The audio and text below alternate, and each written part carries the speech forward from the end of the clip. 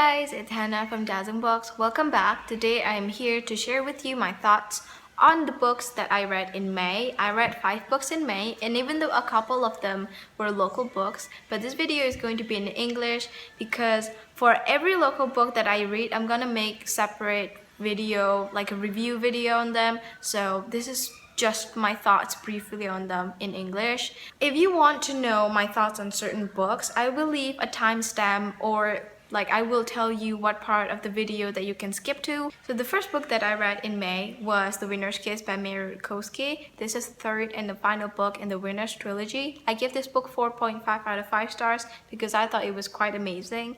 To tell you the truth, I had a lot of expectations going into this book because this is the finale. I dare say that it did not disappoint, even though I know that some parts of this book were slow, and also I felt like some scenes in the book did not really match the tone of Mary's writing, but the overall enjoyment of this book sort of outweigh my dislikes for this book. I also personally didn't really like reading about the battle scenes, but the other parts that were good were good. For example, the ending. I was afraid that I would be disappointed, but I think that she wrapped things up really nicely. I also appreciate how Mary, as a writer, she put a lot of effort into researching the small stuff into the book, and I enjoyed it, and you can see it in the book. Also, Kestrel, it's official, she is one of my favorite protagonists in YA. Relationship in the book felt super equal, and I loved it too. I highly encourage people to read it if they like more slow pace,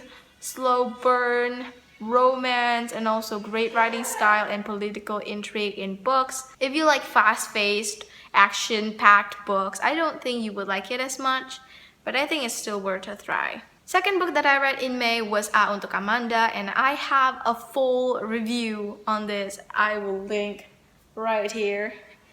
But basically, I really like this, not only as a book to read and somewhat a book that entertains me, but more like a book that, I'm gonna quote John Gray, great books help you understand and they help you feel understood. And this book did exactly that for me personally. So I really like my experience with the book. The next book that I read in May was Warm Bodies by Isaac Marion. If you had watched my Big Bad Wolf book haul, then you would know that this is one of the books that I picked up.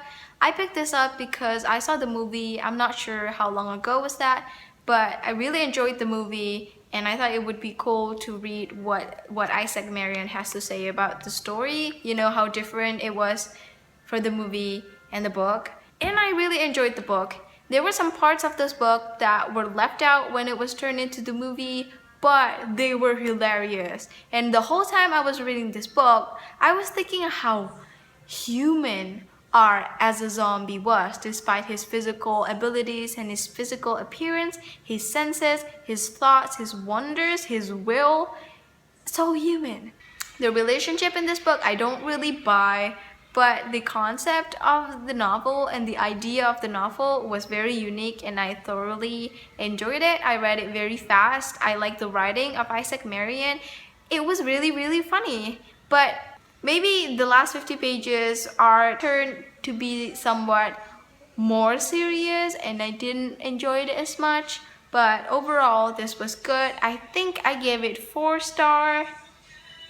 The next book that I read was 1717 by Shiva, and this book was kind of a letdown for me. I will have a separate video of my review, so stay tuned for that. But to summarize what I feel about this book, it's just meh.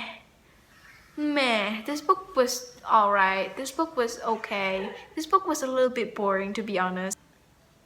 I can swap the characters from this book to any other characters from any other contemporary books, and it might just make it a little more interesting even, because the characters were not special. But my biggest issue with the book was how consistent the writer tells me what happened instead of showing me what happened, and I didn't really like that. The last book is a fan's favorite, and that is A Court of Mist and Fury by Sarah J. Maas. It's the second book in the ACOTAR series. It's huge, and I was highly anticipating it. I give it only 4 stars, not 5 stars, not like all of the other people on Goodreads, it seemed, to want to give this book all the stars in the universe. Although I do agree that this book deserves a lot of praises because for the most part, this book was fantastic. But since I feel like a lot of people will have talked about their love and what's magnificent and awesome about this book, I'm going to give you my different opinion on this book. So if you have not read this book yet, I can't tell you why I don't like this book as much as a lot of people do. But if you have read the book, then let's talk about it. What I don't like about this book is the comparison between Riz and Tamlin. This book sort of pushed Tamlin down and he just looked absolutely like a villain. It's almost like Adam from Shadow Me series. And I don't like that. I don't think Tamlin deserved that. I know that he's abusive and it was not okay, and that was a reason why he was abusive, but still it was not okay. I get it. But there were some parts in the book that just compared Tamlin and Briz, and it was done in a way that I didn't like. It elevated Riz to a level that made him look so perfect, and Tamlin looked so much like a pile of poops.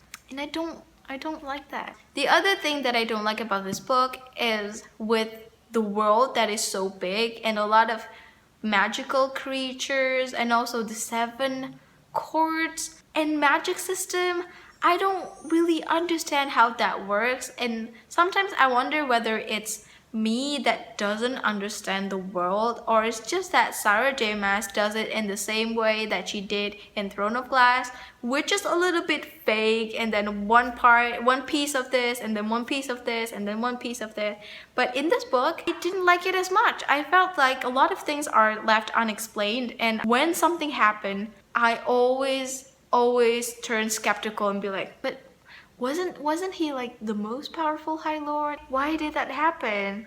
And I begin to think all of the other alternative that could have happened in the book because of how big the possibility is, because of how big the world and all of the things are. The other thing is I'm okay with reading sexy scenes because Lord knows I read a lot of historical romance by Lisa Kleypas, but there was one scene in the book that I was not a fan of. And it's in the Court of Nightmares.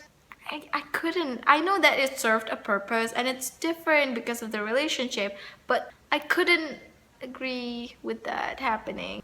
Other thing is, while the character development for Feyre was fantastic in the book, there were still some parts that made me frustrated. I felt like Feyre was oblivious, and it doesn't have anything to do with her and her confusion as somebody who was new as an immortal. It's more like her being her, and it was a little bit frustrating, and it lessened my enjoyment for the book, kind of, because it happened a lot of the times. This is not to say that this book was not good, because I do want to give this book all the praises that it deserved. Riz and Feyre's relationship, I liked.